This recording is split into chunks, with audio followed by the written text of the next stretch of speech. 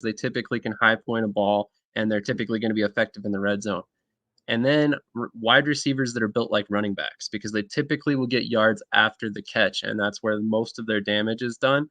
And Charles Hall is exactly one of those guys. He's like 6 foot, 212 pounds.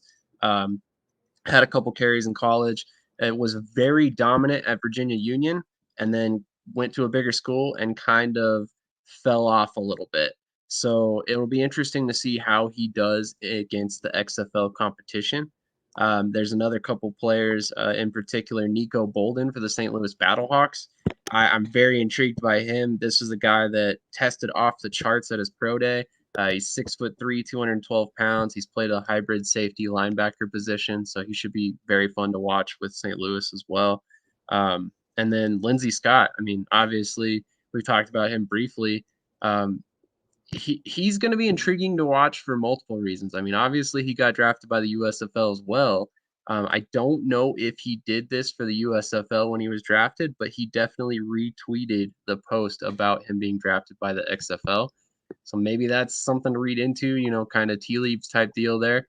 But it'll be interesting to see. But anytime you have a quarterback that puts up 70 touchdowns in a season, it's pretty impossible to ignore that guy. So I'm shocked to see that he's not at the NFL level, to be quite honest. But it'll be interesting to see where he goes as well. Yeah, Lindsey Scott's a guy that obviously keeping an eye on. But you know what, though? The USFL really dropped the ball, I felt like, with their draft because of the Malik Cunningham situation, where nobody reached out to Malik to say that he had gotten drafted or even, let him know ahead of time or anything along those lines. I don't feel like the XFL did that. I feel like the XFL definitely got a hold of these guys somehow, some way, through some channel, let them know that, hey, we're going to be doing this type of situation. Speaking of Lindsey Scott, and one of the primary reasons why I don't think there was a ton of quarterbacks here, Luke, is primarily because the XFL is going to be doing like 3 separate drafts. Essentially, they're going to be doing after the NFL cuts, and then in November again, like they did last year. And I believe that if I'm correct, the after cuts, the after NFL cuts, is going to pretty much be free reign as to whoever's just not on a team. So I bet you that second draft is going to have primarily a ton more quarterbacks taken there. And then maybe we'll see a couple more taken in November to kind of round out rosters if somebody loses a quarterback or whatever it may be in that situation. I did want to point out the Orlando Guardians draft real quick for Pierce because the top 3 toughest positions in these spring leagues that we've heard from coaches has been offensive line, cornerback, and D-line, right? The Orlando Guardians spent 2 picks on linebackers, 3 picks on offensive line, 3 picks on D-line, and 1 on a defensive back. So they were definitely tackling the positions where they struggled the most last year. And I thought that was a smart draft. It was probably one of the smarter drafts as far as these rookies were concerned for the Guardians, because now you're providing depth at the positions that struggle the most to find depth in. So, and you're giving them a head start. That they know they have an option. So if they don't end up sticking, they know where they can go. I agree. In fact, if you look at Seattle's draft class, they did very similar.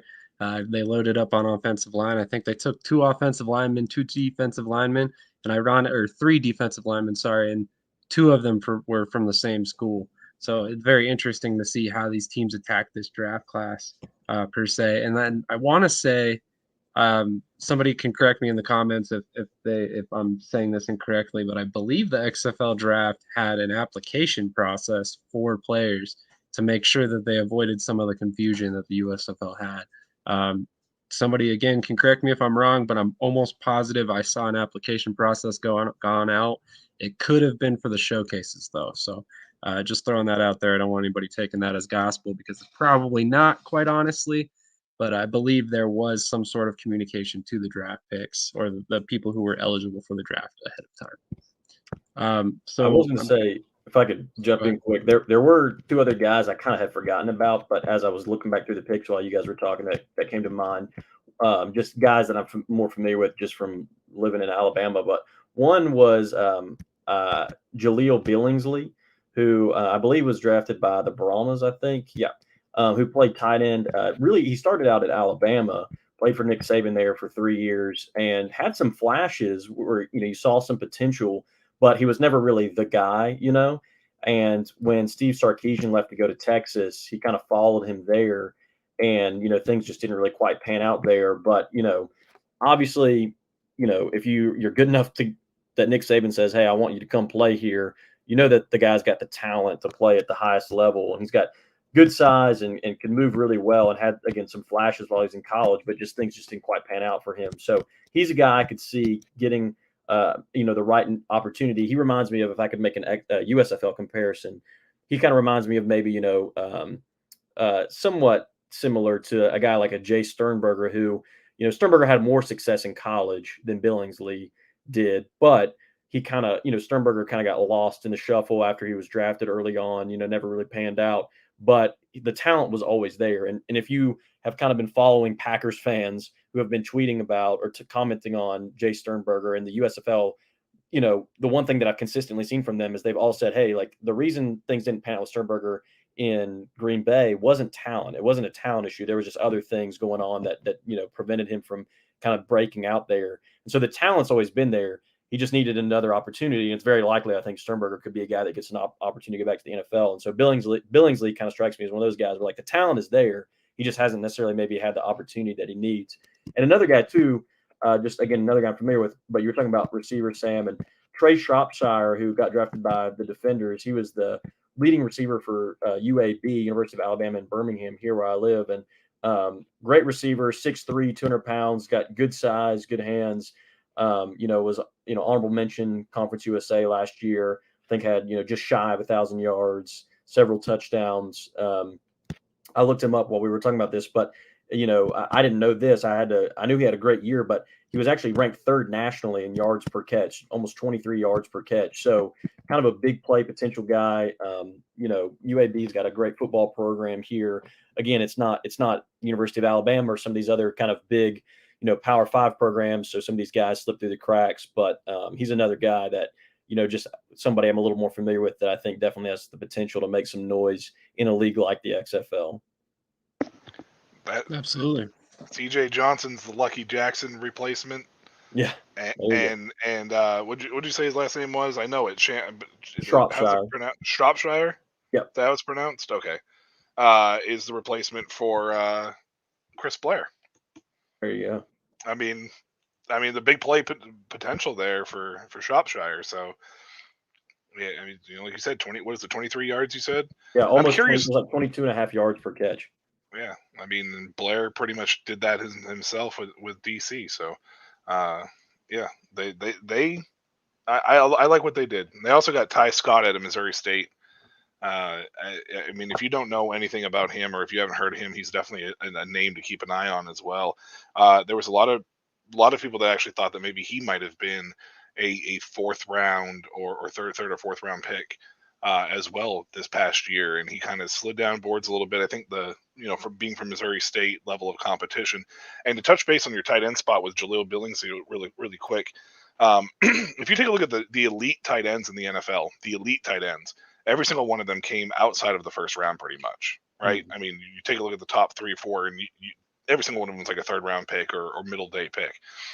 Tight end is the longest position to develop on the offensive side of the ball for various reasons, right? Because most coaches, they either want you to be well-rounded and be able to block and go out for pass.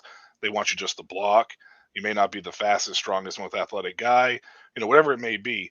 Billingsley has a chance, I think, the spring leagues, again, showcasing how important that these spring leagues really are for a lot of these player developments. I think that you're going to see a lot more successful tight ends out of these spring leagues making the transition to the NFL than probably any other position outside of maybe edge or linebacker. Yeah, that goes back to like a guy like Donald Parham, who, in the first version of the XFL was really successful, and that, immediately translated to the NFL, So I definitely get what you're saying there.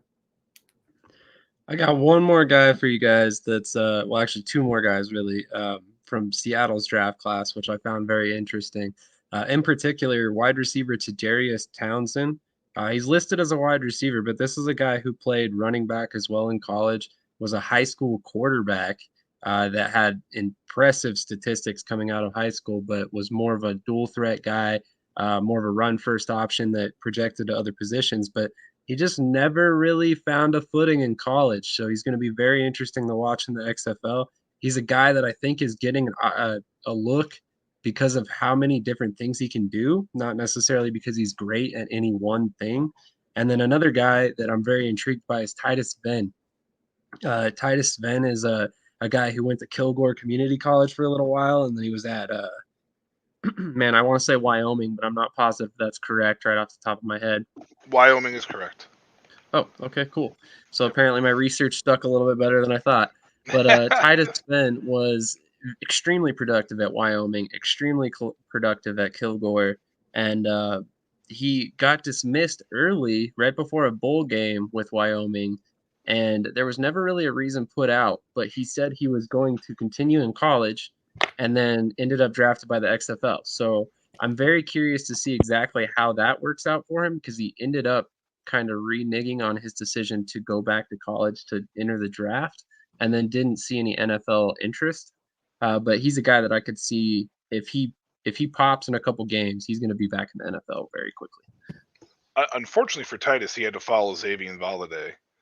Valade left, Wyoming after 2 sensational years and went to Arizona State, and that's when Swin got his chance. But Titus entered the transfer portal and didn't get the interest in the portal that he was hoping to get, and that's the reason why he decided to bow out and then take his chance as an undrafted free agent. He knew he was going to go undrafted. I don't think that there was anybody that was projecting him to be a late round pick. Maybe he would have slid into the 7th round if things fell the right way. But running back's a tough position because if you're drafted in the 4th round, that's basically a first round pick for running backs. Essentially nowadays. So it'll be interesting to see what happens with him in Seattle. Hopefully his head's on correct because we still don't really know what the reason why he was dismissed before the bowl game was, and you always have to wonder, where's their mentals at this point. The one thing that I did say that I saw that he said about it was that their scheme doesn't fit my style. Now, obviously, that's a pretty nice way to put it, given the fact that it ultimately ended up in his dismissal. I'm sure the wording to the coaches was probably quite a bit more strong, but he's an interesting player, so it's going to be interesting to see. And not to mention the fact that he's got an incredibly uphill battle. I mean, there's 4 or 5 backs ahead of him, including Philip Lindsay, Morgan Ellison, some really talented running backs there in Seattle. So it'll be interesting to see if he actually makes the roster. And then Williams, our guy who does all of our custom jersey concepts, check those out on the website. Jarrett Horst, who was, I believe, the first overall pick in the USFL draft, if I'm not mistaken, by Michigan. Again, this is all off the top of my head, so don't judge me if that's incorrect, but I believe it's Michigan who picked him first overall. Real quick, any last final thoughts on the XFL draft before we move on? All right. Seems like we're moving through this episode pretty quick for once. I'm not talking nearly as much. Well, hey, feel free to fill up plenty of space here. My battery's holding strong so far. So. Yeah, you say that now. Watch what's going to happen. I fact-checked it, and you were right. He was picked by Michigan first overall in the USFL draft. Thank you. Kudos to, I believe, Michigan Panthers fan. I can't remember the numbers after his Twitter account name, but he said that up on Twitter, and I didn't fact check it myself, but I believed him. So. Look at Luke over there being a research ninja assassin. He's all quiet, like you don't even hear him type or anything. That's. I give you A+ on that. That's A grade right there. I'm trying to be sneaky. Yeah, grade A beef right there. Oh man, here we go. So I want to ask in particular about the quarterbacks. So we saw Houston draft a quarterback and we saw Arlington draft a quarterback. Were you guys at all surprised to see Houston draft a quarterback given the fact that they've got Brandon Silvers and Cole McDonald? Michael, you're shaking your head. Why weren't you surprised to see them pick somebody up? Honestly, I think we're going to see this again. A lot of this will happen after cuts. I think what we're going to see is they're going to see some of these younger guys, some of these rookies. They're going to get the call, and they're going to be like, a lot of these teams are going to be like, you may not start this year, but with as often as these leagues turn over, you can get your chance at any given point in time. I mean, I think we were rolling into what was it, week 7, and there was already 20 different starting quarterbacks for the XFL. I mean, it's an 18 league. So, you have an 18 league and then you got 20 different starting quarterbacks. You take a look at the USFL, it's not as much parity, but last year, it was probably pretty close heading into week 7 or 8 as well. So, and I think that the way that these leagues are designed is even if you're a QB3, I mean, look at Jalen McClendon. I'm pretty sure that he was like inactive for the first like 6-7 weeks, and then all of a sudden he just got his shot, or whatever it was after Perez got traded, and Brett Hundley came in, and everybody was expecting Brett Hundley to light the world on fire, and that didn't happen, and so I think that these rookies are going to be like, okay, let's get the development in there, and let's do it that way, and it doesn't surprise me at all, regardless of who's in front of them. Once these leagues are a little more established and we start seeing, bigger contracts, down the road, assuming they get to that point, which hopefully they all do, it will be a little bit different of a story, because then you're really surprised. But at this point in time, I think you're just going to see quarterbacks get loaded up on it. It will probably be after the cuts. I like that. I like that point. Okay. Sorry, go ahead, Luke. I was just going to say, I'm not, I certainly follow probably the USFL a little more closely, so I'm not, as familiar. But from what I know from the XFL and from me following this past season, if you just ask me, like, what's a team that needs a quarterback or is likely to draft a quarterback, I don't think Houston would have probably been the first to come to mind. But I will say, with a guy like Lindsey Scott and the potential that he has, I think it's also a situation where, if you feel like you've had some of your, maybe primary needs met as far as the draft goes, or maybe some of those guys that you really wanted to get, and he's still available, it might be a situation where it's like, hey, quarterback isn't super high on our list of needs, but like, this is a guy we can't pass up because of his ceiling is so high that, like, even like you're saying, even if we don't maybe get to see him, he doesn't be our starter game 1 this next season or something like that, the opportunity to have him on the roster, either for partway through the season if somebody gets hurt, or if things aren't panning out the way we want, or later on down the road if he sticks around for more than a year. I think so. It doesn't surprise me. It surprises me in the sense that Houston doesn't necessarily seem like a team that needs a quarterback, but it doesn't surprise me that Scott is a guy that maybe a team felt like, we can't pass this guy up. That's completely fair, and that's a good point. I mean, like I said, that guy was counted for 71 touchdowns as a senior. Unreal statistics, no matter what level you play on at the college, level. I mean, it doesn't matter if you're FCS or Division II. You put up 71 touchdowns, you probably deserve a shot at the professional level to some degree. So I'm definitely interested to see how he pans out and where he ends up. Again, he's got that USFL chance, and he might look at the USFL and see a clearer path to starting, considering that he'd have to compete with Cole McDonald and possibly Brandon Silvers as well, which I thought was kind of surprising. But what I like about these moves, and I wanted to get you guys' opinions on this, is it looks like both of these leagues have an eye on the future. And that's encouraging in itself, because they're not happy with the way their rosters sit right now. They want players they can bring in, develop, and have, play a role down the line, not necessarily come in and be a starter day one, which I don't really think that we've ever seen this happen in spring football for at least the last decade, because we haven't gotten to that point with the spring league yet. So it's interesting to see play out, only because we really haven't seen this since the UFL. So I'm kind of curious.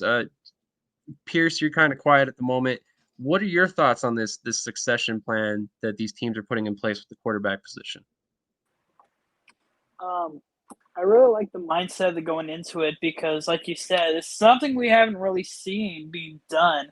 Because, for a lot of people, the first impression was the AAF, and they were just rushing to get people started. Like, they weren't caring about the future. They were just trying to get that league going So there really was no future. And then the XFL 2020, I think they couldn't even make the future because they ended abruptly. And then it seems like with the USFL now, be successful in the XFL, that they can finally see what a future can look like if they were to continue on. Because now they don't have any problems. There's no global problems that's going to stop them like COVID did. And, they're obviously financially pretty well. So I think they finally passed that beta stage of just like, okay, we just need to run and then see what we can do. I think they're finally like, all right, we can start getting some future players, trying to get some players to hold on to so that can just keep us going. And yeah. I like that point, definitely. Michael, I'm curious, what do you think about these succession plans being put in place? I mean, I know we've talked a lot about quarterbacks tonight, but that's obviously the premier position that everybody wants to talk about. But it's kind of across the board that these rookies are being brought in to kind of fill these holes that the NFL players departing have made. Yeah, I think it's smart because obviously the USFL and the XFL, they're not setting up to be a one-hit wonder. Like they want to be long term. They both have, different strategies and plans in place, but I think they're both very legit and capable strategies. They're different, but at the same time, the ultimate game is the end game is the same. So whenever you look at it from that standpoint, you have to look at the quarterback play. I mean, I believe it was Oliver Luck when he came back in 2020 with Vince McMahon that was talking about how quarterbacks are the primary focus. Like quarterback play. And I don't know if he borrowed that from the AAF when the AAF was rushing it out, but that was a regurgitated thing that Oliver Luck had said prior to. He was actually the first one to say it. The AAF just stressed it because they ran everything out. But so finding quality guys that may go under the radar, such as the guy that Arlington took, Eberhart, I believe. Is it Eberhart? Dagenhart. Dagenhart, and then Lindsey Scott. Obviously, like you said, anybody who scores 71 touchdowns or accounts for 71 total touchdowns should be getting a look, regardless of whatever it may be. Whether or not the NFL ends up being the end game is a different story because it all just depends on how it falls. But I mean, we've seen it before. PJ Walker, Taylor Heineke. We've seen these guys have some success at the NFL level, and they got the opportunity because of where they were. John Walford from the AAF in 2019 wouldn't be with the Rams if it wasn't for his time at the AAF. So it's encouraging to see that they have a goal in place or a plan in place to at least focus. And it's not just the quarterback position. I know that we were just talking about that, but for any of these FCS guys that may have been a little bit further down the depth chart on some of the FBS schools, like Chad Townsend from Texas Tech, he was down a little bit further than, he wasn't a primary focus of that team. D2 guys, NAI guys, HBCU guys. I mean, you go smaller across the board. It's a great focus for all of them to get a chance, and you can see that there's talent. You just got to find it, and that's what these leagues bring, and it gives them an opportunity and chance to find. Because I'll be honest with you, Lucky Jackson, Chris Blair, they probably wouldn't be on NFL rosters right now if it wasn't for the XFL at all. Period. I would 100% agree, and I'm sure there's many more names that you can say that for. Oh, there's a ton of names. Including USFL. And, oh, yeah, you have two. Realistically, even the XFL 2020, AAF, it goes all the way back. I mean, these leagues have been valuable all the way back to the first iterations of them way back in the USFL. Some of the biggest NFL stars ever came out of the original USFL. So moving on to said USFL, we had quite the Week 10 action. It was surprising to say the least. We had one team that had clinched a playoff berth, Luke's Birmingham Stallions, heading into Week 10, but all other 9 teams were alive, and I believe seven of them, if I'm not mistaken. Sorry, let me back up a second. All other 7 teams were alive. I believe 6 of them were in a situation where all they had to do was win and they were in, if I'm not mistaken on that. So it was a very interesting week 10. I think it played out to the USFL's liking. I would think, the parity was unrivaled in any other league this season, quite honestly. So let's go to Luke first. Luke, what were your thoughts about this past weekend? And were you surprised by anything in particular other than the North Division, like we spoke about before? Yeah, I mean, I think one thing that maybe I'll just comment briefly on a couple things, but I think just starting kind of close to home here with the Stallions game, one thing that surprised me a little bit, I really kind of wondered if, as you mentioned, the Stallions being the only team that had clinched a playoff, and just with the way the hub system has kind of panned out this year, because the one seed in the South was either going to be the Stallions or the Breakers, depending on how things shook out. The game was guaranteed to be in Birmingham. It was just a matter of whether the Stallions would be on the home sideline or the away sideline. So, given how many injuries the Stallions have had this year, and given that there's no bye week in these kind of spring leagues, where you only got a 10-week regular season and there's not an opportunity for guys to kind of, rest a week, heal up, I really kind of wondered if maybe Skip Holtz would rest some of his starters, whether it was, a half, the whole game. I kind of anticipated that maybe he would kind of play it safe and say, "Hey, we've kind of done what we needed to do. Let's make sure we're healthy for the postseason." But they really didn't take that approach. I mean, the starters were kind of in there, played the whole game. It was sort of, pedal to the metal, and it ended up panning out for them. They were down early. I think it would have been probably disappointing if they had lost that game, having played their starters. But the good thing for them was they kind of dug themselves a hole, didn't play well in special teams, turned the ball over 3 times, and they were still able to pull out the win, which I heard him on the radio this morning here say, was he thought was, a good confidence boost for them going into the playoffs to say, "Hey guys, we didn't even play our best football. We still were able to get a victory. Like, let's clean these things up and we can be even more dominant in the postseason." So, but that surprised me a little bit. Just, it's different obviously from the NFL, where you have a shorter season, no bye week. I just, I was just kind of unsure, like, how is he going to approach this in this situation as a coach in one of these leagues? And how are the players going to approach it mentally? Are they going to want a week off? Or are they going to say, "Hey, I don't want a week off. Like, that's going to cut into my paycheck. That's going to cut into my film time. Like, I'm trying to get to the NFL." So that, I think, kind of, surprised me a little bit. I wasn't super surprised by the Breakers Gamblers game. That kind of went about how I expected. There was a little more defense early on than I expected, but I did think the Breakers were probably the better team and would pull it out. And then obviously there was a good level of intrigue with the games, the North games.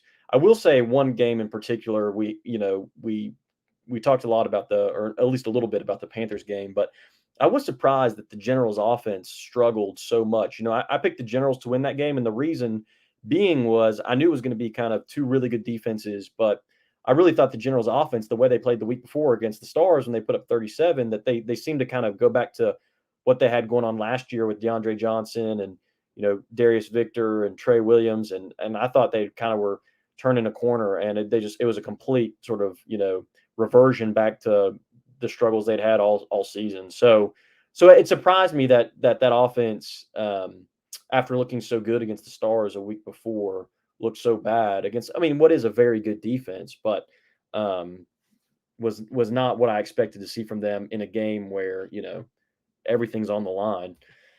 So, yeah, and I think last thing I'll say, we kind of again already hit on this, but I think I was surprised too. Part of the reason that I expected the Generals and the Stars to win is I really thought kind of that veteran leadership, both at the coaching level and at the player level, would really pay off dividends in week 10, where you've got two coaches that led their team to the playoffs last year and are back for this season. Whereas the teams that won both had brand new coaches and in the North. And, also, you've got DeAndre Johnson, who was one of the two quarterbacks, obviously with Luis Perez, who's now in the XFL, but one of two quarterbacks who helped lead that team to the playoffs last year, the Generals, and Case Cookus, who led his team to the championship last year with the Stars. And so I really thought with the veteran leadership, with the coaching, I really thought that would translate to a level of steadiness, level of consistency, complete games from those two teams that would give them the advantage. And that just wasn't true. That's just not how it happened. So, you know, again, kudos to those other guys that were able to pull out the win. They were hungry, and it paid off for them. But definitely some things that I wouldn't have anticipated heading into Week 10. Absolutely agree. I mean, obviously Birmingham was a big question, like you said, with them basically having nothing really to play for. I mean, they had already clinched a playoff spot. Like you said, the game was already going to be in Birmingham no matter what happened. The seeding doesn't really matter when there's only two teams playing a championship game, so it's kind of hard to add any extra value there for Birmingham. So I think personally, I liked to see Skip Holtz play all the starters. But what were your thoughts as a Birmingham fan? Were you happy to see the starters play out the game? I think it's kind of one of those things where I can kind of see the pros and the cons both ways. I will say, well, I guess I think the main thing I would say is I think it was kind of a position by position basis because, like, for example, the Stallions right now only have 7 offensive linemen on their roster, so it's like if you're an offensive lineman, there ain't no rest for you. Like, there's nobody else behind you to come in and play, right? So it's like you're up, buddy. Like, sorry. Whereas we have some other positions where we do have obviously a little bit more depth. So just like an easy example, right, would be quarterback, where um I will admit I was pretty nervous about them playing Magoo just because he obviously, he's been very durable this season to his credit. He hasn't had any major injuries or anything like that, but he is obviously a very like aggressive player. He's very smart with the ball, but he takes chances. He runs the ball. He doesn't slide. Like he tries to make things happen, and that's part of what makes him so magical. But it also makes you hold your breath. And there was one point I think in the first or second quarter, sometime in the first half, where he took off running and sort of did this like tried to jump over a defender, got hit in the legs, did like the helicopter somersault in the air, and like my heart stopped to think for a minute, and I was just like, oh my lord. I was like, if I was Skip Holtz, I would be pulling his butt out of the game for like he'd be benched for the rest of the game because like that. I mean, that stressed me out so bad. So it's like, I think there were some positions like that where it's like, man, we really can't afford to lose this guy, and we don't really have anything, that like you said that we're really playing for. And so I was surprised that guys like Alex Magoo and a few other positions. There's a few positions. So another position would be like tight end. Like we have a really loaded tight end room between Jay Sternberger, Thaddeus Moss, and the Michael Petway. But because Sternberger has been so good, we just really haven't got to see those other two guys a lot. Petway's got lined up out at receiver a decent bit, and we've seen some of him, but Moss really hasn't been on the field much. And so I also kind of wondered, like, in addition to resting starters and trying to avoid them getting hurt, does he also maybe just say, hey, like, I haven't really got to see Thaddeus Moss get a lot of game film, a lot of game opportunities. Like, let's see what he can do before we get into the postseason. Or like backup quarterback Jalen Morton. We haven't really seen him at all this year because Magoo, obviously, he's the guy. But I also kind of wondered, I'm like, well, let's say Magoo goes down mid-game next week, God forbid. But like if that happens, Morton hasn't even really. I mean, he came in like 2 plays when we played the Breakers the first time, but that's like pretty much it. So like if he got thrown in there in the postseason because of, again, hopefully this wouldn't happen, but if something had to happen where he had to go in, he really has no game experience at all at the professional level. And so, I mean, he was with the Tiger Cats before, and so no professional experience at the USFL, with the USFL, I should say. So I do think there was a couple positions where I was kind of like, man, if it was me, I would really seriously consider resting some guys and getting a look at some other guys. But hindsight's 2020, and overall it kind of worked out for them. They didn't have any major season-ending injuries that I'm aware of, and obviously they were able to get the win and kind of keep the mojo going. So it's kind of one of those things where like if somebody had gotten hurt, we'd be sitting here talking about like that was so stupid. Why did he do that? But nobody got hurt, so we're kind of like, well, it worked out. It wasn't that bad of an idea, I guess. It's very easy to kind of question on the back end, but there were a few positions. All that to say, there were a few positions I was kind of surprised that some guys played the entire game when I didn't necessarily expect them to. But again, that might have been something that Skip kind of predetermined. Hey, let's see how this game plays out. Like if we get a decent lead by halftime, maybe we'll pull the guys. But since it was a close game and it was kind of tight down to the wire, I think they just kind of went with what they had and wanted to pull out the win, and it worked out. I would agree. Pierce, you're also a Birmingham Stallions fan, so I want to hear your take on this. Did you want to see Jalen Morton play any this past weekend? So at least running through my head, I was like, I know Magoo definitely wants to play. I was just really debating how long they wanted him to play. I was hoping personally that they would just let him like play out the half because usually they would score in the second half anyways, and then Morton would come in. But I think it was I wonder if like just how close the game actually was is why they kept Magoo in, because they kind of just wanted to go off with the win. Like they've talked about it before about just how much they wanted to go into the playoffs with confidence. So I think they just wanted to have that momentum and not necessarily see what Morton had to offer. And ultimately, they just stuck with Magoo because they know confidence wise that they're just confident with him. And I guess it just rolls over, what Morton could give out to Birmingham. That's completely fair. Any big surprises from this weekend for you?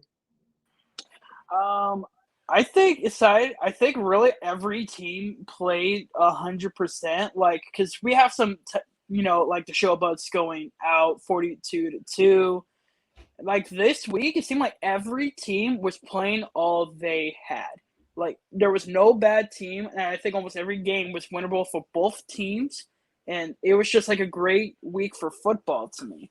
Like there was just some good, shifts, the witching hours, and all of that. And the only thing that just pops out on me that I thought was interesting, at least for the generals, was Trey Williams on Twitter would say something about like why he was inactive, and he was saying how basically the coaches favored the younger option. I don't remember his name, and they made him inactive, and he did not like that. So I thought that was more surprising. Of like Trey Williams is like been a pretty solid attribute for the Jersey Generals last season. Why are they like not starting him for that game when it was a really crucial game? Like you could have just had 3 running backs, And I don't know how much of a difference he would have made in that game, but that was one of the few more surprising things that necessarily aren't on the field. That's definitely fair. I did see that tweet by him. It's interesting to see him go public with feelings like that, to be quite honest, given his stature with the team. But let's get Michael's thoughts on this. Michael, what were your thoughts on Trey Williams going public with his feelings and him getting ultimately benched this week? I mean, ultimately, I think it's stupid for any player to do it personally. Like, I understand you have your grievances, and I understand you shouldn't not voice your opinion, but there's a time and place to do it, and Twitter is not the place to do it. It was one of the things like when I was on the coaching staff at UMaine, was one of the biggest things was trying to make sure to let these guys know, don't tweet anything that could come back and haunt you in the future. Like if you're disgruntled, you're upset, you don't like where your stature is in the on the team, talk to us coaches. Let's see if we can work something out. And if not, we will be happy to look for another school that or a school that runs for options, or let you look for a school that runs a offense or defense that might suit you better. It was one of the biggest things that we really tried hammering home to everybody, and we taught it in high school when I coached at high school level. It was guys, don't let the social media appeal or whatever suck you in, because unless you're an elite player, you don't get away with that stuff. Like you just don't get away with it. It comes back and it haunts you, and it ends up ruining you. I mean, Le'Veon Bell recently just came out and said he regrets how he handled the Pittsburgh Steelers situation because it didn't work out with New York, and he wishes that he had handled it differently. So kudos to him for standing up and saying, "Hey, I messed up." But on the flip side of it, because you went so public with it, it didn't stand a chance when you were done with the Jets. There was no line there. So I wish he would have done it differently, because now there's teams inside the USFL looking at him going, if they do release him, great talent, but what's it going to be like if he's upset about one thing? Like, well, what's going to happen then? Does he create discord inside the locker room because he's upset or unhappy? Because make no mistake about it, that's a chemistry thing, even on social media. It's still a chemistry thing in the locker room. You'll have veterans look at him and be like, "You're an idiot," and he is a veteran, so it's like it makes it even worse because now the young guys are like, "Oh, that makes it okay," So not a fan of that move at all. As a fan, not a fan of Alex Magoo playing the whole game, but as from the coaching side of it, I completely understand why you do it, and a lot of it comes down to momentum. You take them out of that game, you get your butts kicked by Memphis. Let's just hypothetically speak. You get your butts kicked by Memphis, and you go into the next week trying to put Magoo back in, hoping that everything just comes back together and glues back together, and New Orleans goes out and dumps 42 on you. It really makes you question it. I think you get away with it a little bit better in the NFL because it is a little bit longer of a season, but at this level, I think you keep that momentum. And luckily, Magoo didn't get hurt, even though he made some bonehead plays. Luckily, he didn't get hurt for Birmingham, but it just would have been. As a fan, obviously you want Jalen Morton because you don't want Magoo to get hurt going into an important game. But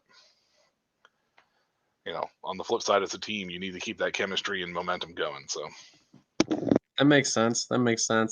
Did Le'Veon Bell apologize to Andy Reid? I no idea. Probably not. I'm going to assume he probably didn't, but he did apologize. Well, I don't want to say apologize. I think it was He just said more he of an regret. it was just more of an admittance of I messed up type of situation more than it was necessarily a I'm sorry Pittsburgh or I'm sorry whatever to That, whoever. interesting.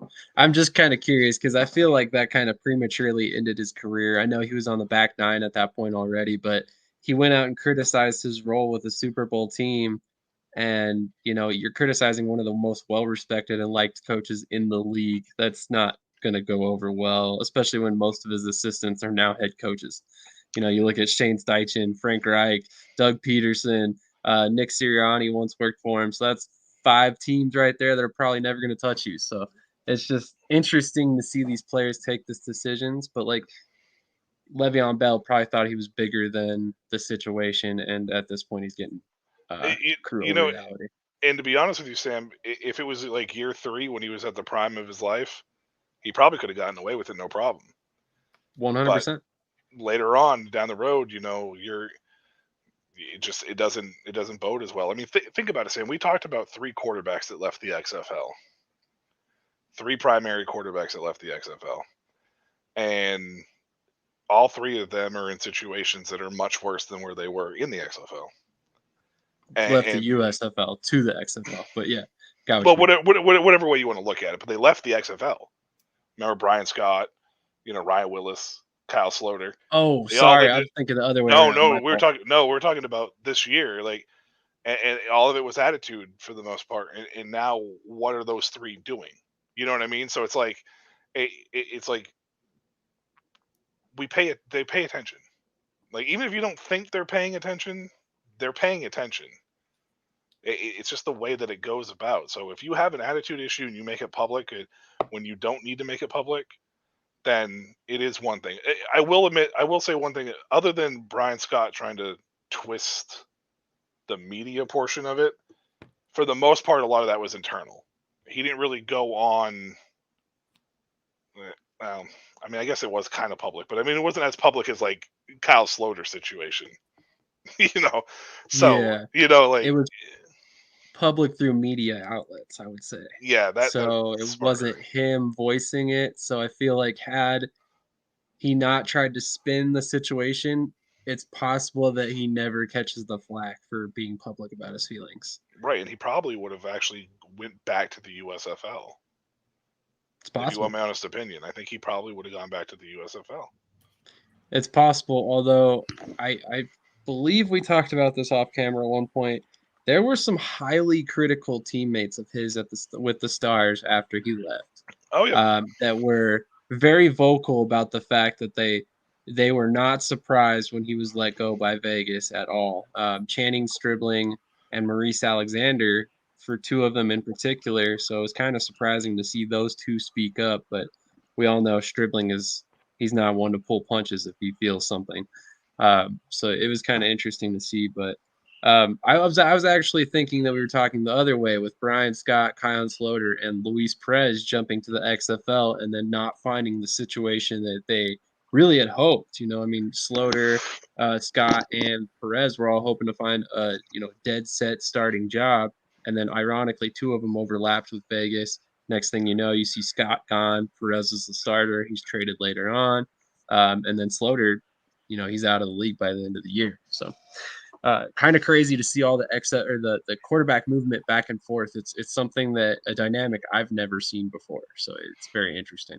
And if I could use that as a launching pad to toot Alex Magoo's horn, because I'm always trying to do that. I will say one thing I've been really impressed with him about is, last year, obviously he was the starter at the beginning of the year. Everybody kind of thought he was going to be the guy in Birmingham. Goes down the first game. Jamar comes in, wins them the game, and kind of takes over as the starter. And it's really his team more or less for the remainder of the year. Alex gets on the field occasionally, but never is really the starter again, except for I think one game where Jamar gets hurt.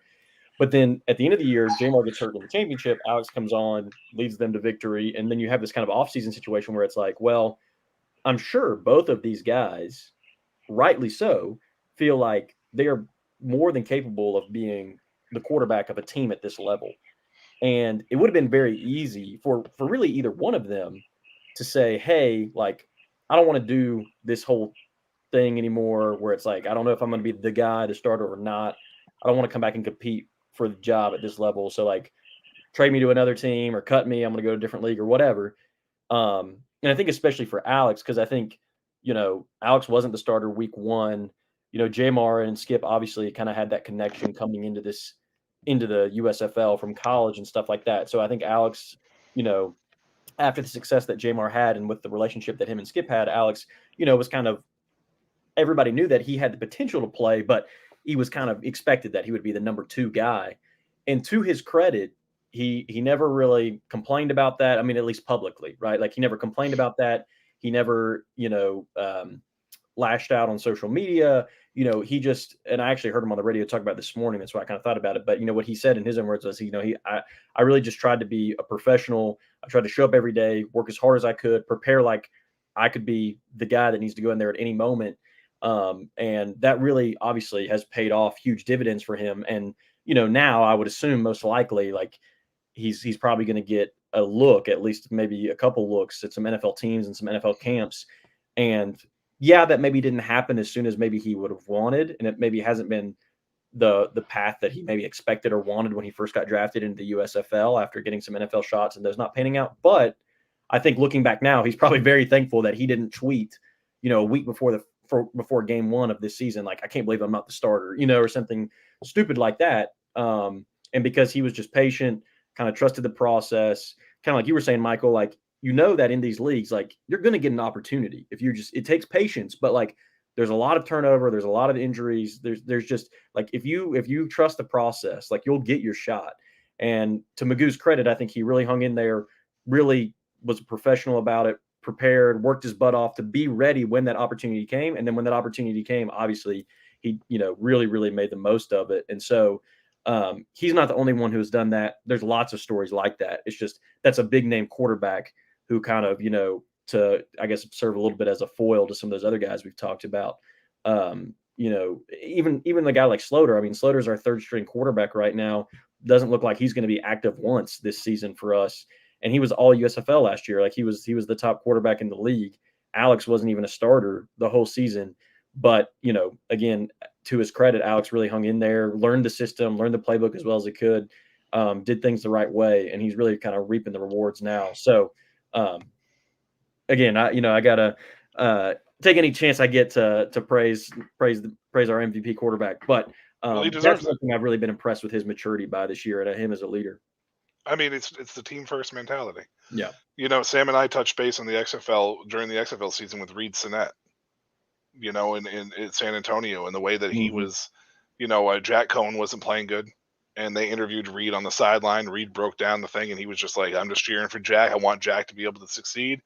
We want to get this W. And Sam and I both were like, it's just an impressive mentality to have because it's about the team. It's not about me.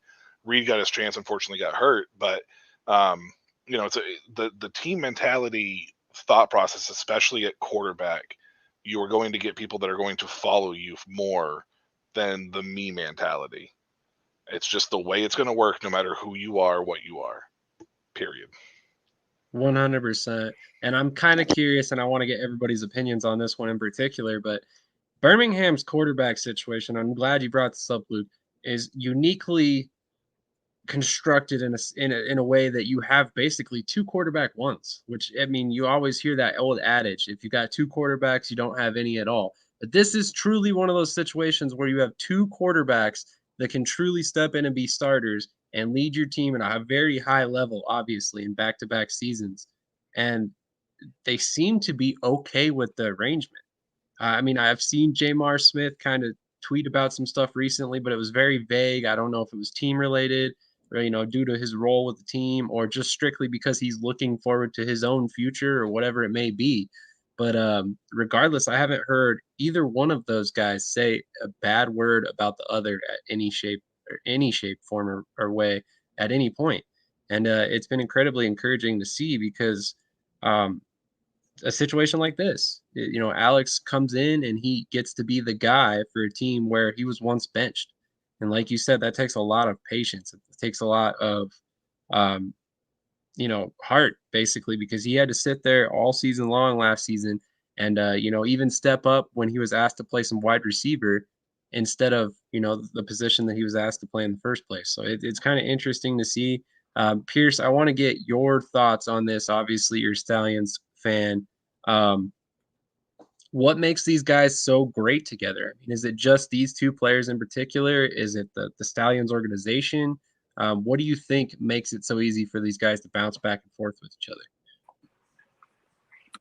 I really think it's kind of just an overlapping of everything and just how Birmingham is. I think just the whole culture of it works out. Obviously, I think we all know that Magoo is the team first, but I think so is Jamar Smith. And I think obviously the strong connection with Smith and Holtz, playing in Louisiana Tech, worked out. And that's that connection. And then Magoo, just has been that team first, which just continues to add on. And I just think it really just keeps it strong there. Is there like more to it like on anyone else? Probably not. The only one I can think of that maybe is like Scooby, right? But that's just like a totally different personality on its own right. But like just the Magoo and Smith, it's just like they know what they want. They want to win. And they want the team first. They don't care about where they are in their predicament or anything. And like regarding what you said about like what his tweets are for mentioning, I think he's just excited about the future, excited about when he heals, how many touchdowns he's going to throw, no matter who it's to or if that's going to come in until late in the season. I think he will be excited regardless. And that's one of the great things about this team. It's just like no matter who it is, whether it's Magoo or Jamar Smith, I can rep behind both of them because they'll be great options. I would agree. And I think, like I said, it's been very admirable to watch both of these guys, just be willing to step up from the bench behind the other and not complain about it. But let's move on to another subject at hand, one that's in the tagline for this night's episode, and then we'll get to predictions. But we have not one, but two 4-6 teams entering the playoffs for the USFL. There was a lot of talk about division realignment, how the divisions just don't make sense, all these different topics about what happened with the XFL and having the Arlington Renegades ultimately win the championship. Now we've got two teams from the USFL going to the playoffs that are 4-6. So I don't even really know how to unpack this particular subject because it's just so unprecedented in, professional football these days. But Luke, let's go to you first. I mean, are you happy to see the parity in the league? And how do you feel about the fact that we have two losing teams headed to the playoffs? Yeah, I mean, I think I'm definitely happy to see the parity. I mean, I think the parity is definitely. I mean, I think ultimately that's what you want. It obviously created an awkward situation this year where you've got these two 4-6 teams in the playoffs. But realistically, I think if you had to, I mean, I guess I'll just speak for myself. I shouldn't put words in other people's mouth, but I have to speak for myself. If you could have what you had this year, where really no team was out of it until week 10, and yes, that led to teams with losing records making the playoffs, but everybody really could make a case up into week 10 to be in it and, playing for it. If you could have that as opposed to what you had last year, where by like week 7, week 8, it was pretty clear who the 4 playoff teams were going to be, and you had teams with one win going into week 10 and stuff like that. I mean, I think, at least for me, I would definitely prefer the parity. Now, again, I guess the price you pay when you have these teams kind of beating up on each other and nobody who's really kind of rising to the top and kind of, dominating, is because it's only 8 teams in a 10-week season. There's just not enough wins to go around where, you get these teams that are 4-6 and squeak in the playoffs. I think if you had asked me before the XFL season, like let's just say we could go back in time and you told me before the XFL season, hey, in the USFL this year, you're going to have 2 teams that are 4-6 with losing records and make the playoffs. I think I would have been probably pretty disappointed and pretty against that. And I think I would have probably been more adamant that, like, man, they need to make some kind of changes, like get rid of the divisions, like do something so that this doesn't happen again.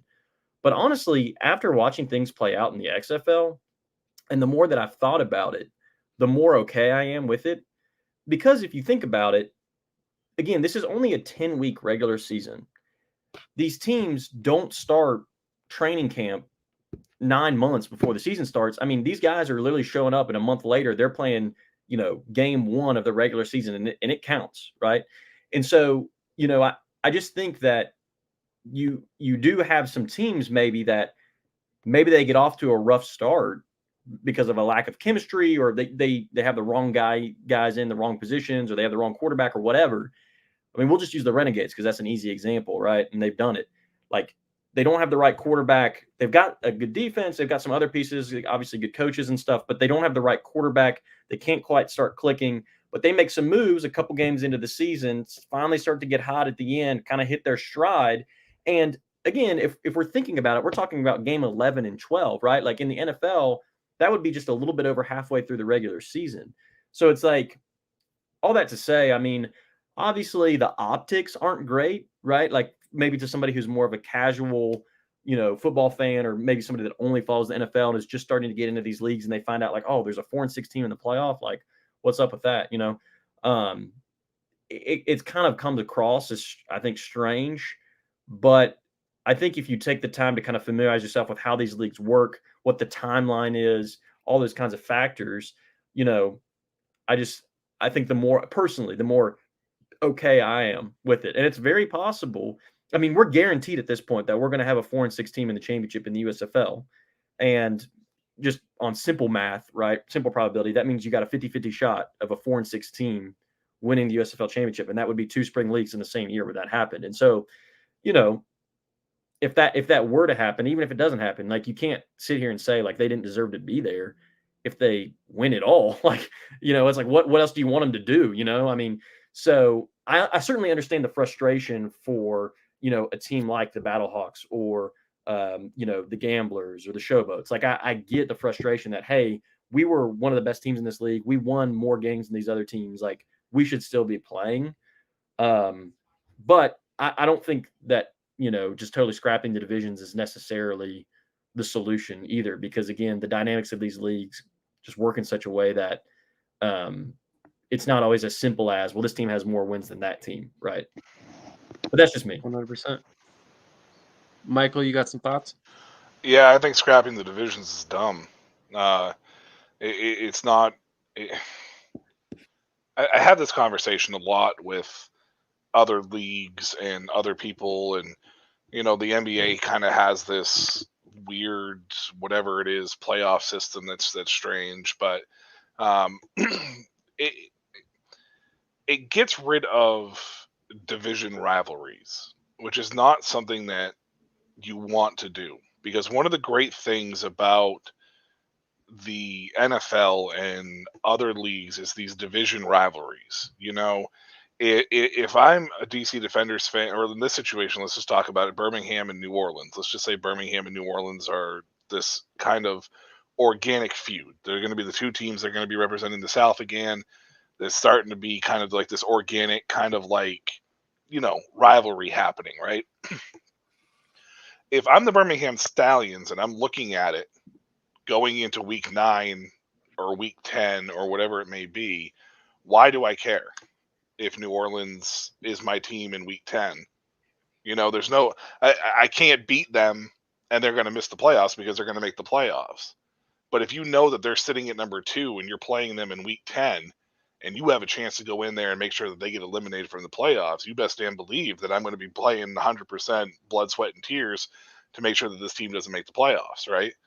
So you eliminate that when you eliminate the divisions, because it would have been the entire South division. Ooh, whoopee-doo. Ooh. Yay, let's see these teams beat up on each other again. We've already seen them play each other twice. So I think getting rid of it's dumb. I mean, it's a little bit tough because it is an 18 league, so you can kind of make the argument, well, it's only 8 teams, but I think you need to organically build that, and it takes time. But you also have to remember, you're a short preseason. There's a lot of turnover with coaching, a lot of turnover with players. Sometimes these leagues, it's a short season. So sometimes with these leagues, it takes a little while to gain your footing. And the Pittsburgh Maulers are a perfect team. They're probably been one of the hottest teams in the league, despite the one loss somewhere in there in the last 4 weeks. I think they lost 20-19. But they are still one of the hottest teams in the league. And if Luke said, if you're going into week 11, week 12, this team very possibly could be 6-6 at the end of week 12, which would be a championship game. Kind of like what Arlington was. Arlington was 6-6 at the end of that. Got hot at the right time. So, unlike the NFL where you can recover from a slow start, it's rare, but you can do it. It's much harder to do that here in these seasons. So 2 and 4-6 teams, the optics may be whatever, but the people that are casual fans will never be hardcore fans, so they'll never truly understand that anyways. So they'll never really grasp the logistics behind the scenes with a lot of the turnover and everything. So there's really no sense in trying to explain it to them unless they're willing to actually dive in and become legit fans for the leagues anyway. That's completely fair. Piggyback off that real quick. Just 2 things that came to my mind when you were talking, Michael. I just forgot to mention. One is, I think also it would be a little premature to make some kind of rash decision and just say well, we just need to scrap divisions because this happened 1 year. We could have these leagues could exist for another decade, and this could never happen again in another decade, right? It's we've had 7 and 9 teams make the playoffs in the NFL, and we didn't freak out and all of a sudden say we need to completely scrap the way we do the playoffs in the NFL, get rid of the wild card, or whatever. It's so, I don't know, it was a weird year. This happened in both leagues, but statistically speaking, what's the probability of it happening again? It probably will happen again, but it's not going to be probably an every year thing. And I think the other thing, worth considering too, is the teams that didn't make it, right? The gamblers and the showboats. Let's not sit here and act like they're victims where they had 0 opportunity to make the playoffs and it's just completely out of their control. They were both in contention in week 10. All they had to do was win a game, and the showboats especially needed a few more things to happen, right? But it's not like they did everything in their power, everything in their control to make the playoffs, and they still didn't get in. It's you all lost, the showboats. You all lost in week 9 to the Breakers, and you lost in week 10 to the Stallions, the 2 teams that continued to advance. Sorry, if you wanted to keep playing right now, you should have beat them. I don't know what to tell you, right? Same thing with the gamblers. You lost to the Stallions in week 9, and you lost to the Breakers in week 10. Again, you had your opportunity. So on the one hand, again, if I was a Showboats fan or a Gamblers fan, I would certainly understand the frustration, because I could certainly understand the argument that hey, our team, on paper, if you look at the record, we're better than these other 2 teams that made the playoffs. But at the same time, you had your chance. It's called the regular season. If you want to win the championship, you can't go 5-5 in the regular season and then be mad because a 4-6 team got in and you didn't.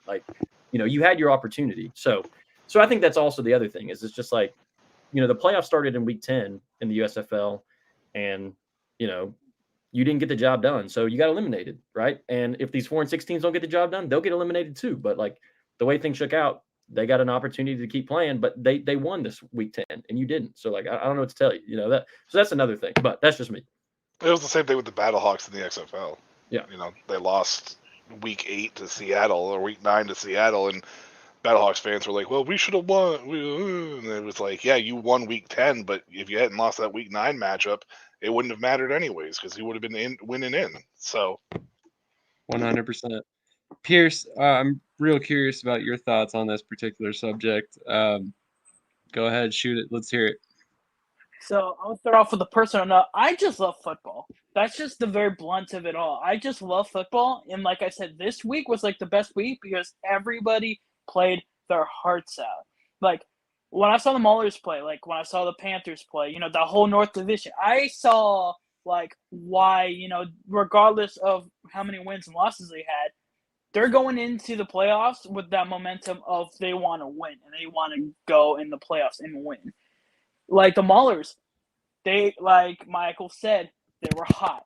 Panthers, slightly different, but like they still won the game. They still put it together and they still won that game to get into the playoffs over Philadelphia.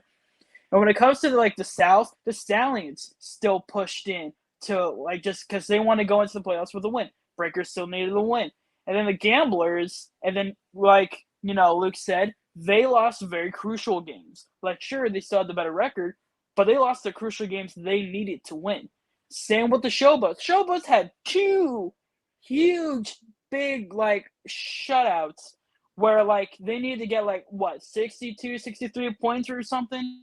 Like, they were basically not going to make the playoffs. Like, it was going to be, like, a hair of they making it. Like, they had their chances. Just because they got more wins than, you know, the entire North Division, they still lost where it mattered. And I just think overall, people just complain way too much about football, especially with these young leagues. Like, this is their second season. Like, people are just being too crazy about it. Just watch the football and enjoy it. Be a fan of the team you want to be a fan of and watch it. Like, and then, like, the only thing I could think that can maybe make sense is what, like, the NFL does now is just the first seed gets the bye week, and then the 2 teams next down, you know, do the, you know, was it wild card, and then they go against the 1 seed, which, I mean, that technically means 3 teams make it to the playoffs each division, and there'll only be 1 loser. But, like, even then, it's just like, is there really a point to change how everything is set up for the playoffs? And, you know, just with these teams that are with winning records? I don't think so. I think overall, just people just need to just love football, watch football, don't care. Like, just be mad about it after your team loses, but the next day, it's just whatever. You move on. could you imagine 66% of the NFL making the playoffs?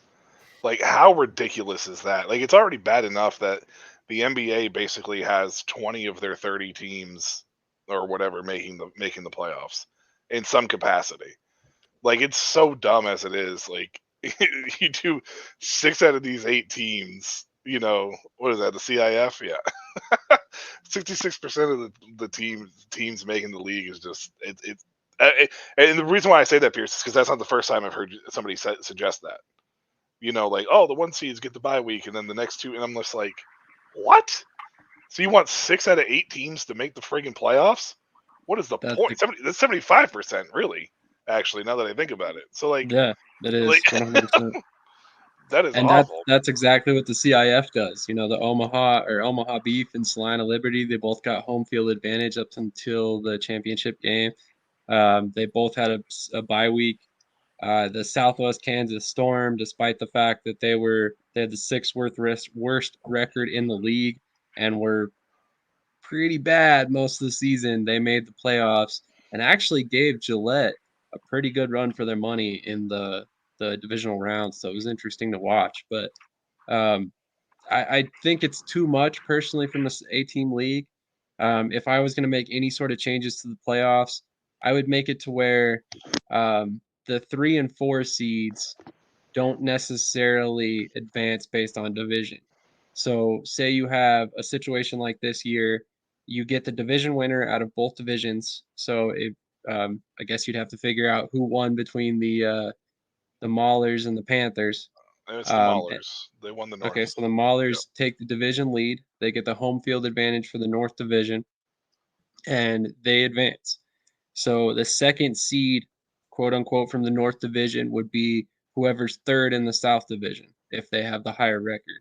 Kind of like, I forget what they call it in the CFL. The crossover? The crossover. Talking Thank about you. the crossover? Yeah, so basically kind of like the crossover team in the CFL, how they have the one lopsided division, how a team can leap over the other teams. So similar to that, to where you could see 3 South teams, you could see 3 North teams, but you'll always see at least 1 North team and at least 1 South team. But even then, that's tricky. Yeah, I was say the only way that I would do it, the only change that I would possibly make in these leagues is the 1 seed in the South takes on the 2 seed in the North, and then flip that vice versa. So then that way you have an opportunity and chance to say, okay, the South truly was as dominant as their record shows. Because, I mean, Birmingham and New Orleans, yeah, it's an organic, matchup. But when you only have 8 teams, you don't need to keep it conference specific. I think that matchup would be better as the USFL championship, because in a lot of people's minds, that Southern Conference Finals is going to be the USFL championship. Regardless if the North ends up winning, like that's going to be the look. Like Seattle and DC was probably considered the XFL championship game because of where it was. So a lot of people wrote off Arlington, me being one of them, and I know that a bunch of us were, just kind of wrote them off for whatever reason. But that would be the only thing that I would suggest, maybe doing something like that. Like leave the conferences, but have them cross, at least in the playoffs, just for right now while you're still in your infancy. I like that idea. I like that idea. It might make for interesting championship games, but like you said, it might also make for a situation where nobody can complain that one division was better than the other anymore. But we've spent plenty of time on this playoff stuff. We could probably talk about it all night because there's so much to unpack here. But let's go ahead and get on to the predictions, which with only 2 games this week should be rather short. So let's go ahead and go to the first game of the week, which is going to be the New Orleans Breakers and the Birmingham Stallions. Or sorry, that's the second game of the week. I was looking backwards. Michigan Panthers versus the Pittsburgh Maulers. Let's go to Luke first. And just so you know, Luke, we do score predictions, but you don't have to if you don't want to. Sure, why not? I will say I'm going to go out on, well, it's not really going out on a limb. This is, probably the easy part. I think it's going to be a low-scoring affair, most likely. You've got 2 teams, obviously, where defense is their strength, offense has been their struggle. I'm going to go with the Maulers. I say that hesitantly because I do think the Panthers, to me, out of all of the 4 teams in the postseason, are kind of like that Renegades team where you really don't know what their full potential is because of that quarterback change. And if Perry really kind of comes into his own quickly, the offensive struggles, if that gets done away with, well, obviously they've got a good defense. Like they could surprise a lot of people. So I do think I saw some flashes from Perry, especially in the second half, that make me intrigued by what could happen this week and potentially in the championship game. But I'm gonna go with my gut, which is that it's just still not enough time for him to, Perez wasn't traded, week 10 of the XFL. He had several weeks, to kind of get situated, and they really started peaking at the right time there in the postseason. And so I think it's still not quite enough time for Perry to really fully know the system, be able to kind of click as an offense, and especially when you're going up against arguably the best defense in the league. I just think they're going to be able to hold the Panthers, down. And I don't think it's going to be a high-scoring affair. My prediction, I'll say 2017, Maulers beat the Panthers. I think it'll be close. I think it'll be a low-scoring affair. But I think special teams and defense is really what got the Panthers here. But I think they're facing the one team that has better defense and better special teams than they do. And so I think the Maulers kind of beat them at their own game. And through special teams and, field goals and good defensive play, turnovers and whatnot, I think they're able to muster enough points to beat the Panthers, who aren't able to score much against a really good Maulers defense. Absolutely. That's definitely an interesting game, regardless of who wins. given the parity we just spoke about. Do you have a score prediction, or did I miss it? Yeah, I'm going to say 2017 Maulers win. Awesome. I apologize. No, Pierce, let's go to you next. Who do you have in the Pittsburgh, Michigan game? So I would like to pat my back because I think I was the only one that predicted Pittsburgh to win last week, except from someone else. So want to do that. But this is going to be. I think this game is going to be even more interesting than the South game because you have teams that are pretty similar, strong defenses. Their offensive line not that great. The only outlier here is that we just don't know what EJ Perry's got. Like he did enough to beat the Stars, but I don't want to be that person. But I think the Stars were more down on themselves than how good Michigan was. So overall, I don't see Michigan going as far, and that's mainly because of the uncertainty. But I just like the Maulers here. Troy Williams has been pretty solid all game. I think London had a few good stretches out there. Big Book should be ready and healthy for the playoffs. And honestly, it just looks better for the Maulers. Though I don't think this is going to be a high-scoring game because I think, like Luke said, this is going to be a defensive showdown for the most part. But I'm still going to go with Pittsburgh here, 21-20.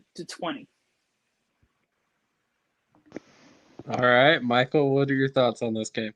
I picked the Maulers last week too, Pierce. I don't think this game's going to be close. If you want my honest opinion, I think Pittsburgh is the better team. I think they're hot right now. I think Troy Williams is playing really good football in an offense that he knows, where EJ Perry kind of is there. And honestly, EJ Perry had one scoring drive. I mean, Philadelphia's special teams again, which has been the bane of existence for them all year long, was absolutely garbage, and it cost them this game. It's this game last week, 23-20. You take away that blocked punt for a touchdown, and this game's 20-16. Philadelphia's in the playoffs, and we're talking about Pittsburgh, Philadelphia. So I don't think Michigan was impressive last week. They do play pretty solid defense overall. I just think it was all of Philadelphia's shortcomings that were put on display last week instead of all of Michigan's strengths. That's ultimately what I think happened there. And I think Pittsburgh is probably the most complete team right now at this moment in the North. And I think this game's going to be like 23-10. I don't even think that Michigan gets off the blocks personally. All right. I was not expecting that answer, but that does not surprise me entirely. I am going with Michigan, actually. So I personally am riding that EJ Perry hype train. I understand he only scored one time the entire game, but I think a lot of that was due to play calling. We saw him speak up on the sideline about said play calling and how he wanted to get some passes in that he could actually complete. And I think that's what happened when he finally scored on that last drive. They finally started listening to him and calling some plays that were a little bit more conducive to success for him. No offense to Eric Marty, offensive coordinator, who's been on this channel. Big fan of the guy, but sometimes you just need to listen to your players a little bit. And I think that's exactly what happened, and that we started to see a little bit of progress on that Michigan offense. With that being said, I still think this is going to be a defensive matchup, much like everybody else said ahead of me. So I think it's going to be a game where we're probably going to see 24-17 Michigan, and even that seems pretty high for this game. I could see it being a game where we see, honestly, like a 17-13 game or something like that. Moving on to the next game, the last game of the weekend, we got the Birmingham Stallions taking on the New Orleans Breakers. Let's go to Luke first. Yeah, obviously I'm invested in this one, and definitely makes me a little nervous, but I am going to go with the Stallions. I do think, obviously, the Breakers are a great team. They're playing really well right now. They've worked out some of the kinks from that losing streak they had. But the Stallions have been hot. They've won 5 straight, and multiple of those wins they lost the turnover battle. They had a worse turnover margin than their opponent. So I think they've proven to me how good of a team they are by being able to win in those adverse situations. Obviously, the Breakers are I would say the next best team in the league, so they don't want to dig themselves a hole again and have to kind of climb out of that. But I think that's really been a good confidence boost for them going into this game. They're going to have, I think, a really good home, field kind of advantage with the crowd and the energy here. And I just think both defenses for these teams have been playing better. But I think especially the Stallions defense, at the beginning of the season, the first time these teams met, when the Breakers put up 45 on them, the defense was really their liability. I mean, they couldn't stop the Breakers no matter what they did. And they've really, I think, worked hard and improved as a unit. The last time they played, they held the Breakers to 20 points. They really kind of got a lot of pressure on McLeod, really kind of contained Hills. They were really able to kind of frustrate what the Breakers wanted to do. And they've continued to play good defense since then. And so I think if the Stallions defense can play like I think they will, I think that's going to be a big difference maker for them.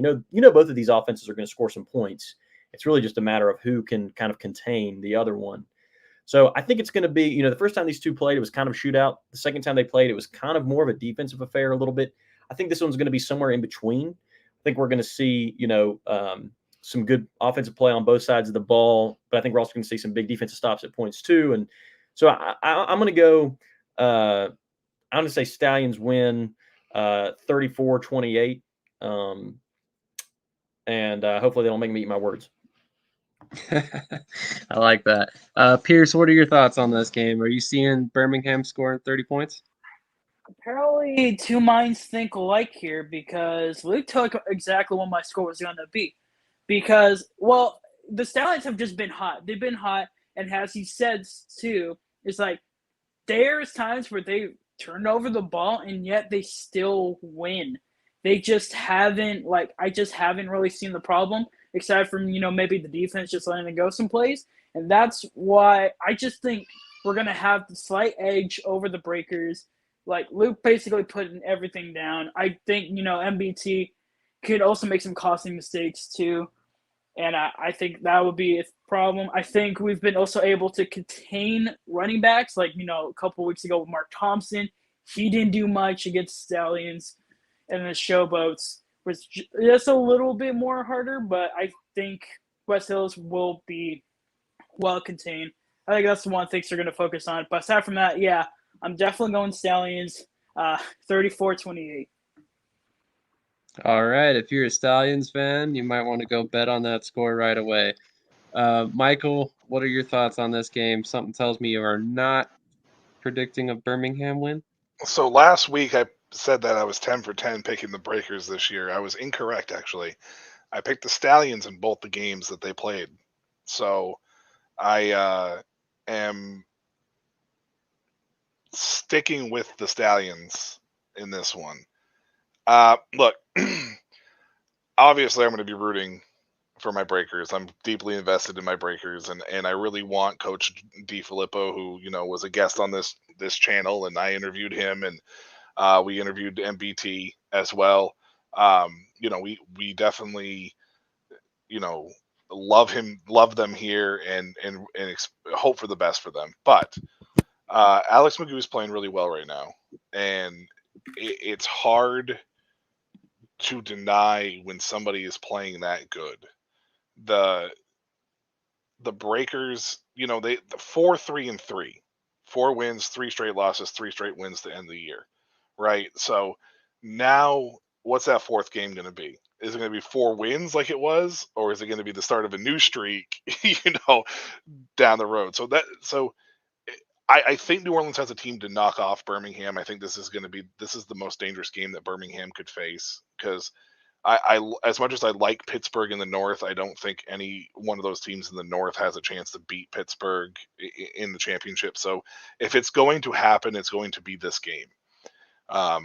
This game may be a little bit mixed bag of something. The first half may be more defensive. Halftime score could be like 7-7, 10-7.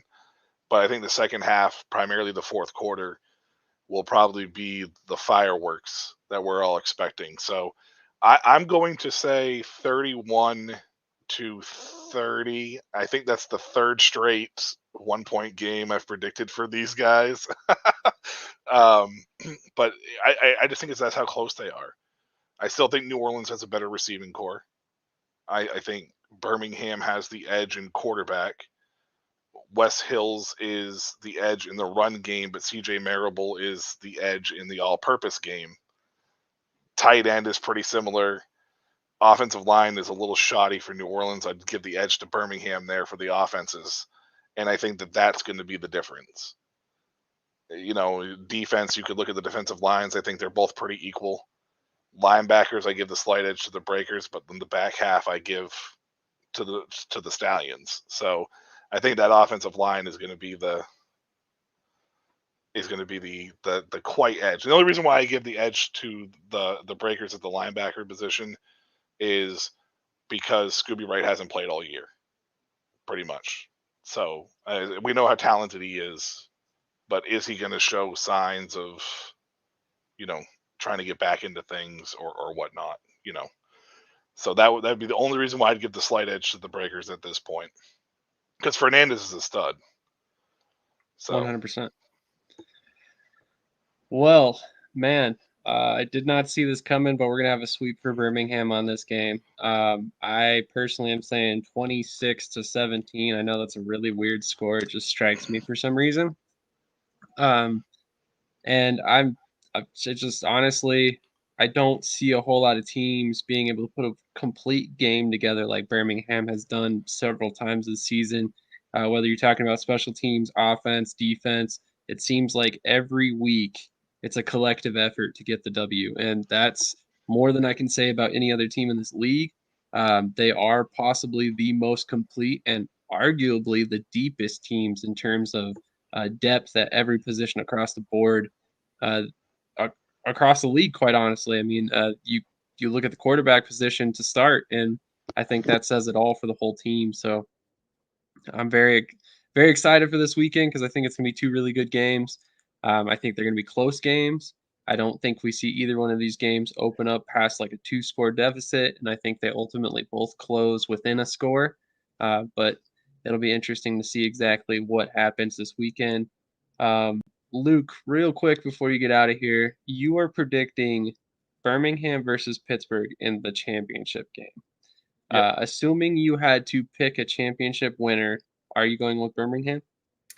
Yeah, I am. I mean, I think the Maulers' defense is really good, and their special teams are really good. I just think, like you alluded to just now, Birmingham is a really complete team. They've got an incredible offense with the best quarterback in the league. They've got a good, solid defense, especially is very stingy in the red zone, and they have good special teams. And so I just think, the Maulers have more glaring weaknesses than Birmingham does. And I think certainly the Maulers defense would try to slow that Birmingham offense down, but I don't think Pittsburgh's offense can do enough to keep pace with the Stallions, what they are going to probably be able to do. The first time those two played, it was a very close game. The Stallions won, I think 24-20, but I will say the Stallions, it was one of those games where they kind of came out and shot themselves in the foot. Magoo had 2 interceptions. It's the only game this season where his passer rating has been below 95. So to the Maulers' credit, they kind of got to him and made him make some uncharacteristically bad decisions through 2 interceptions. But, if that didn't happen, it might not have been as close as it was. And so I think the Stallions kind of shot themselves in the foot and still pulled it out the first time they played. And I just think they have too much firepower that I don't think the Maulers are going to be able to keep up if that's who ends up being in the championship. That was the second time they played. For that was the last loss for New Orleans. No, I'm talking about when the Stallions and Maulers played. I'm sorry. I thought you were talking about the Stallions and Brady. That's right. You were talking about the Stallions, Maulers. Right. Yeah. Yeah, my fault. They're good. My fault. All right. Well, any final thoughts before we wrap this one up tonight? Pierce, what about you, buddy? The only thing I got to say is I am working on a basically Birmingham Stallions 2022 in a nutshell video, just kind of summarizing what their first season going as champs are going to be. I would expect that maybe at the end of the week. Very nice. So check out Pierce Sports Productions on YouTube. If you haven't subscribed already, make sure to do that. He's also on Instagram and Twitter as well. Luke, thank you so much for your time tonight. Any final thoughts that you want to get out before we get you out of here? No, thank you guys for having me. This was fun. I think we're going to have two great football games, like you said, Sam. I agree. I don't think they're not going to be ones you want to miss. They're going to be tight games. Whoever pulls it out, it's going to be good stuff, I'm sure. So I'm looking forward to seeing what happens. Absolutely. Thank you so much, like I said, for joining us. I really appreciate it. Definitely would love to have you on in the future again. And it's been really fun going back and forth on Twitter, about the recent games and stuff. So I really appreciate your coverage of the Stallions for sure. Sorry about the Stars, man. They let me down too. I really thought we were maybe going to get that rematch in the championship, but not this year. I was hoping so. But to be completely honest, I'm a true Philadelphia fan to the core.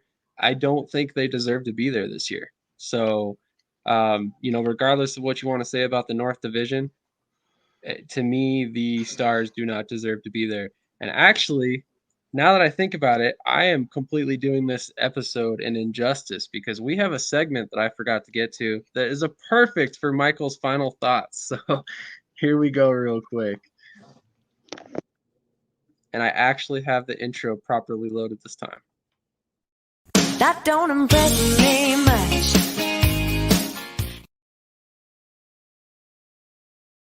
I mean, honestly, let's just talk about this. It's been the Achilles heel for the Philadelphia Stars all year.